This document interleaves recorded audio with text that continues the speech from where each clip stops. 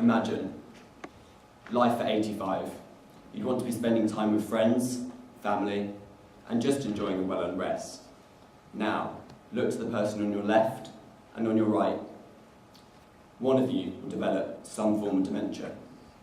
Dementia not only affects the person, but it also affects friends and family, with both the emotional and financial costs associated with care.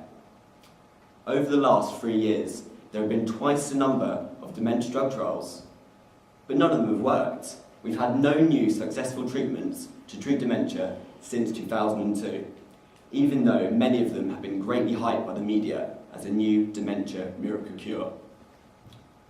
These drugs work though. They're able to break apart the toxic protein traffic jams that stop your brain from sending signals from one part to the other, which results in problems with memory and behaviour. All of the failed trials so far have given the drugs at the point in which those in which the memory changes start to occur.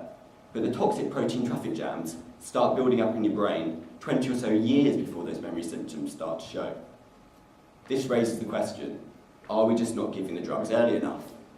This is where my research comes in. I, James Quinn, want to develop a simple blood test that will help predict if you're going to go on to develop dementia 20 or so years later on.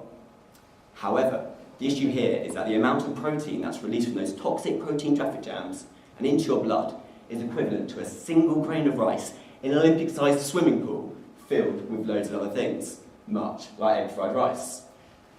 In order to detect this single grain of rice, we need to get rid of the egg and the vegetables, or in other words, the background. To do this, we use an extremely sensitive piece of equipment called a mass spectrometer that allows us to look in detail at that single grain of rice and see how it changes over time.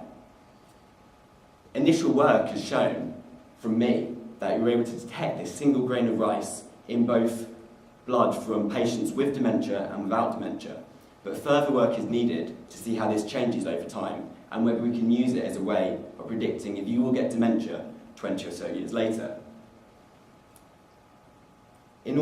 Using this, drug companies will be able to find the patients they should be testing the drugs on, and hopefully will allow the development of new treatments to enable you to live your golden years free of dementia forever.